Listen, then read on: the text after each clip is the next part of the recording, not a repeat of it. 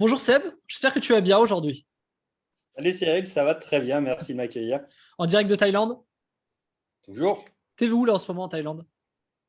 Je suis sur la côte à une trentaine de bornes de Pattaya. C'est un endroit où en ce moment c'est un peu compliqué de voyager, donc c'est une bonne base arrière pour être à peu près tranquille tout en ayant vue sur mer malgré tout et puis laisser passer les derniers moments un peu pénibles là qui se terminent un peu normalement. On verra. Ouais, Inch'Allah, comme on dit par ici. Non, mais ça va, on n'est pas les plus à plaindre non plus, quoi. Tu vois, j'ai pas fait 6 mois de confinement à Paris dans une chambre de bonne avec 3 mômes, quoi. Donc, Ouais, non. c'est- Ouais. c'est- Moi, j'ai mon banquier suisse qui a fait 3 semaines à Hong Kong avec ses trois gamins, 12, 7, 5. Je l'ai eu au téléphone en sortant, il était vraiment pas bien, mais vraiment, vraiment il a pas pris bien. le temps. Ah ouais, là, il a pris un truc dans la gueule, ça a été trop violent pour lui. Il était vraiment au bout là. Vraiment, je l'ai eu, j'étais là, mais ça va? Bon, bref. Voilà. Ouais, alors aujourd'hui, le sujet, c'est l'affiliation sur LinkedIn. Alors moi, je voulais te parler de ça, je voulais te challenger parce on avait beaucoup dit cette semaine que c'était essentiellement pour pas faire forcément de la masse, que ce soit hyper ciblé, etc., machin, et pour vendre plutôt, c'est pas forcément une vérité, mais plutôt des trucs cher, on va dire, pour rentabiliser plus rapidement sa prestation. Par exemple, si tu es vachement axé sur les prestations, que ce soit agence, SEO, freelance, etc. Machin. Et j'ai envie d'avoir ton avis sur l'affiliation. C'est-à-dire, est-ce que c'est possible de faire de l'affiliation sur LinkedIn? Je crois que c'est quelque chose que j'ai jamais vu passer nulle part. Est-ce qu'il y a possibilité? Est-ce que tu as déjà eu d'expérience? Tu as déjà essayé l'affiliation sur LinkedIn? Est-ce que tu as des retours? Qu'est-ce que tu peux partager sur le sujet? Bah, alors, le premier constat, c'est vrai qu'on voit assez peu d'affiliation sur LinkedIn en général, ou alors ça veut dire qu'elle est bien faite. Il y a aussi une logique qui est inhérente, je pense, au réseau et au ciblage que tu vas faire. C'est-à-dire que LinkedIn ne te permet pas de faire un ciblage par intérêt, ou du moins d'une manière très limitée, contrairement à Facebook. C'est assez simple finalement de trouver des gens qui s'intéressent à la voyance, aux huîtres, à ce que tu veux en fait sur Facebook. C'est plus compliqué de les trouver quand même sur LinkedIn parce que c'est pas le lieu pour ça, quoi. Tu vois, tu parles pas forcément dans un dîner d'affaires. Enfin, ça dépend du degré de proximité que tu as avec les gens, de tes hobbies, de tes passe-temps. C'est un peu ça le constat.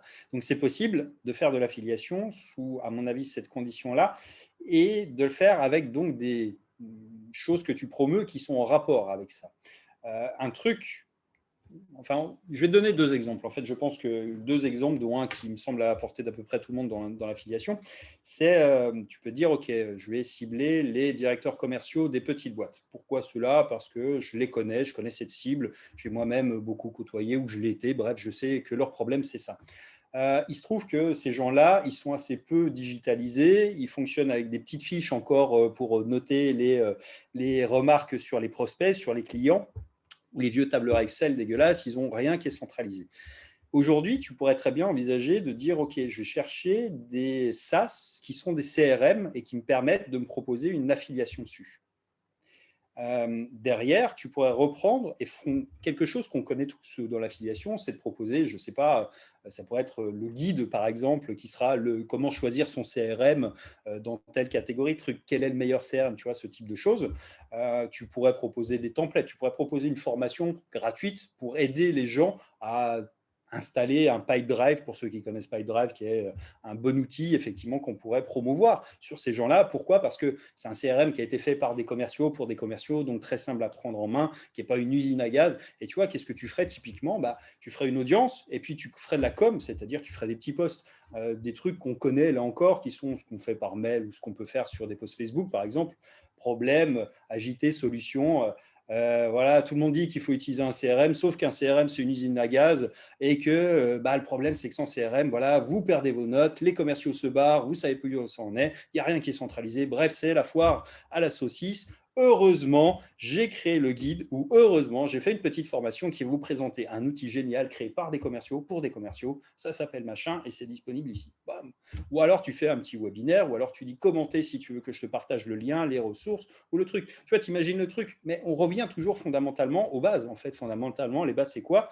C'est une audience qui a un problème commun et à qui tu as proposé une solution, qu'elle soit en affiliation ou pas. C'est la même chose, en fait, fondamentalement.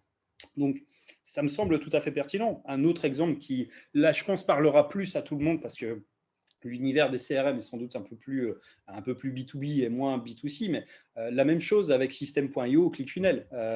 Qui a besoin de vendre en ligne? Pratiquement tout le monde, que ça soit pour… Alors, ce que je ferais, moi, avec un truc comme ça, c'est que je démarcherais des gens, je crée en fait une campagne par audience. Je sais pas, je ferais par exemple, tu as des coachs en fait, tu peux les trouver sur LinkedIn. Je ferais un truc pour les coachs. Qu'est-ce que je pourrais faire? Des templates de coachs, des templates de pages pour des coachs sur System.io, sur ClickFunnels, et j'alimenterai de l'affiliation. Mais je choisirais en fait fondamentalement un SaaS en revanche, un truc qui est pas forcément, tu vois, un truc qui est cher, ça leur posera pas forcément de soucis. C'est pas le propos principal, mais un truc qui répond vraiment à un besoin et qui apporte une vraie solution. Et après, je ferai du contenu qui délivre de la valeur et qui pousse naturellement les gens vers une solution à un problème qu'ils rencontrent.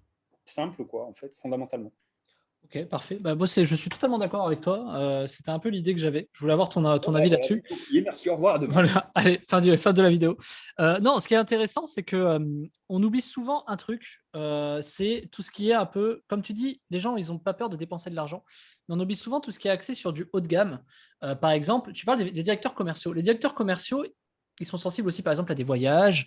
Ils sont sensibles, ils voyagent souvent dans les hôtels ou les choses comme ça pour aller voir leurs équipes, ce genre de choses. On peut proposer des des cashbacks, pardon, ce genre de choses sur Airbnb, sur Booking, etc.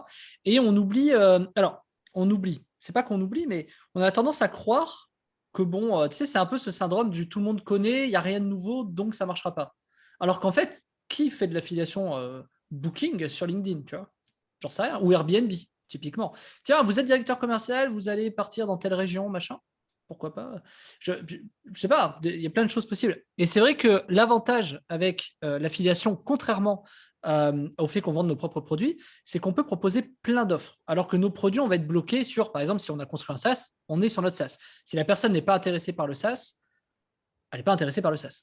Donc, terminé. Alors que si elle n'est pas intéressée par le SaaS, avec de l'affiliation, tu peux toujours proposer plein de choses intéressantes. Ok, vous n'êtes pas intéressé par le SaaS, mais vous avez peut-être déjà pensé à, ou peut-être que. Et là, tu peux refaire ce que tu as dit, problème, agitateur de solution, machin, problème, solution. Et ça fonctionne très bien. Et c'est vrai qu'on oublie ces affiliations vraiment haut de gamme et même plus loin. Je l'avais fait une fois, alors pas sur LinkedIn, je l'avais fait une fois, c'était, tu sais, de l'affiliation de jeux vidéo sur les directeurs commerciaux, sur des bases de directeurs commerciaux, pour Noël, au moment de Noël. Parce qu'en général, je ne sais plus comment on est arrivé là, on scrapait des trucs sur des jeux vidéo, je ne me rappelle plus exactement comment on est arrivé à cette logique, mais on avait constaté que les directeurs commerciaux achetaient des jeux vidéo à leurs gamins. Voilà. Et pourquoi pas? Et c'est vrai que c'est des trucs où, voilà. Et alors, on n'a pas réitéré beaucoup de fois l'expérience, on est passé à autre chose, mais ça avait très très bien marché à l'époque. C'est des commissions sur des jeux. Ouais. Je te rejoins et en fait, on revient toujours à la même logique. En fait, c'est qu'il n'y a pas de règles particulières, si ce n'est les mauvaises règles qu'on connaît tous. C'est de ne pas essayer de spammer, qui sont de cibler des gens, d'identifier un problème ou de savoir effectivement que ce qu'on va apporter, à minima, ça leur correspond. Là, tu n'étais pas parti au hasard en disant voilà, on va cibler tout LinkedIn, machin. Tu avais quand même un point de départ et là, c'est toujours la même chose. Effectivement, tu pourrais dire moi, ma cible, je vais m'adresser à telle audience parce que je connais bien ces gens-là, je connais leurs problèmes. Tu vois, les directeurs commerciaux, si tu l'as été toi-même, tu sais que bon, il y a les CRM, mais les CRM, c'est pas le truc. Il y a les bagnoles de location, il y a j'en sais rien, enfin tout cet univers-là, et tu vas prendre toute une liste de problèmes à laquelle tu vas mettre en face une solution qui n'est pas la tienne. C'est la seule différence fondamentalement. Et comme tu le disais, c'est intéressant dans le sens où ça t'ouvre plus de portes pour vendre plus de choses, uniquement à contrario d'essayer de vendre uniquement un seul produit, effectivement. Et là, pour le coup, tu te présente comme étant le guide des bons tuyaux pour les directeurs commerciaux. Quoi. Voilà, tu as un guide de ressources, le mec, tu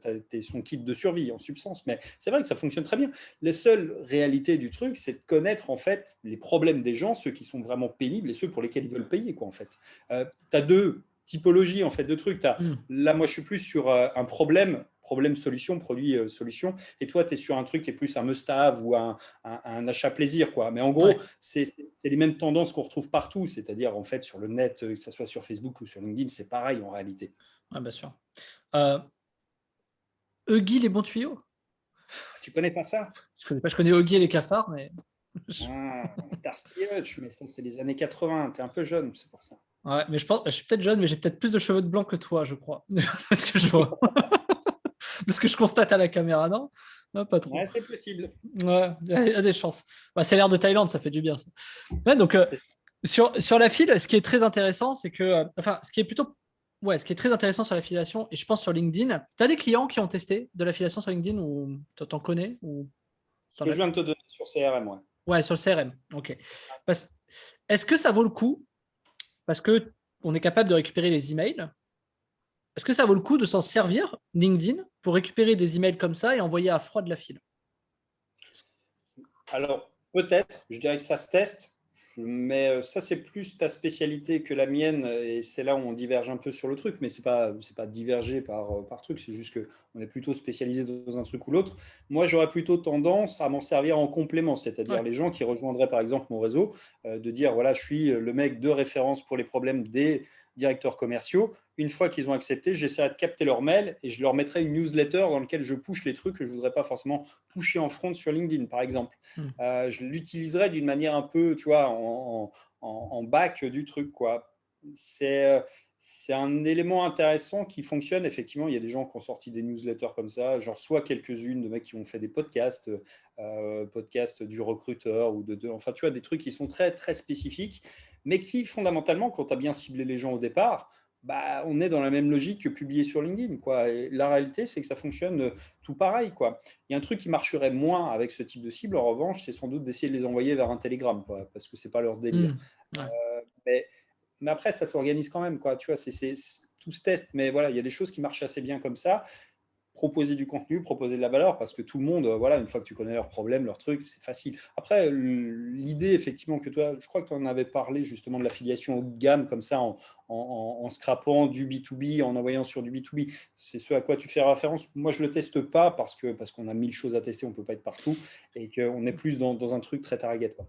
Disons que je dis ça parce que je sais qu'il y a pas mal de gens qui vont nous écouter, qui sont chez moi et qui s'intéressent à l'emailing, qui vont se poser forcément cette question, j'en suis quasiment sûr. C'est pour ça que je me permets de te la poser. En effet, moi, le B2B, quand je fais de l'affiliation de gamme sur du B2B, on est sur des choses qui sont quand même différentes. Je n'irai pas scraper LinkedIn pour faire ça. Autant avoir un message conversationnel, comme on l'a dit, en mettant de la file, ça fait beaucoup plus de sens. Mais tu es quand même plus limité.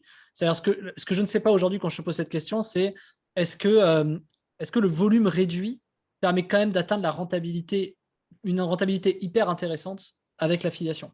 Parce qu'on est quand même limité en termes de volume. Alors oui et non, et tu sais, il y a toujours en fait des portes dérobées. Il y a des gens en fait, beaucoup dans les SaaS d'ailleurs, qui ont construit des business entiers sur LinkedIn, des mecs qui font en portée organique de leur publication, c'est-à-dire tu as plus d'1 million de personnes qui voient à chaque fois leur truc. Comment est-ce qu'ils font ça? Bah, avec un mécanisme qui est simple, c'est que si quelqu'un de ton réseau commente un de tes posts, ça va l'afficher à tout son réseau. Donc même si tu n'es pas connecté avec Ouais. eux vont voir tes posts. Donc, d'où l'intérêt de faire des posts de valeur. Si tu dois en faire, tu n'es pas obligé d'en faire sur LinkedIn. En fait, on en parle dans la formation justement de comment est-ce qu'on fait quand on ne veut pas s'emmerder à faire du copywriting, quand on ne veut pas faire tout ça.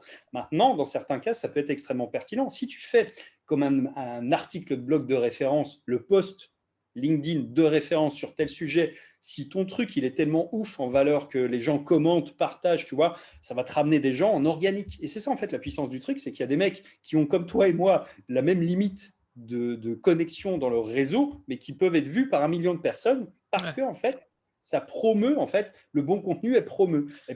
Et ce qui fait que ça t'amène des gens, mais ça te pousse à faire le meilleur truc de référence. Donc, ça ne veut pas dire que tu dois viser mainstream. Là, c'est un peu, 1 million, c'est trop parce que c'est trop large, en fait, ton audience. On dépasse largement le cadre. Mais tu vois un peu le mécanisme. C'est pour donner jusqu'où tu peux aller vraiment quand tu utilises ce type de mécanique. Donc, en réalité, tout est toujours possible, mais il ne faut pas se tromper de cible et d'objet, quoi, en fait, sur le truc. Non, c'est très intéressant. En effet, je ne voyais pas ça comme ça. Ouais. Donc, une sorte de viralité. Et tu peux nous en dire plus là-dessus au niveau justement quoi? C'est-à-dire, on commande, ça s'affiche chez nous. Il y a une façon de hacker un peu le truc en mode, je sais pas, liker, commenter, en termes de messages, j'entends. Liker, commenter, partager. Ah, Ouais, c'est ça. Bon, on est dans l'engagement de bête, mais tu peux toujours le faire. L'avantage de ce qu'on peut faire avec ça, c'est-à-dire effectivement, tu peux dire, voilà, j'ai préparé machin. Enfin, tu fais un joli problème agité solution. Tu leur dis, et donc j'ai préparé le guide machin ou les templates, le truc. Si ça t'intéresse, commente et je te le fais passer. Je t'envoie un lien.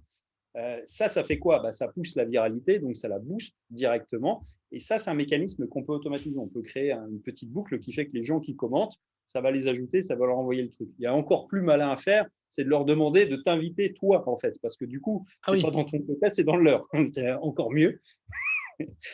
Et en j'aurais fait, pas pensé.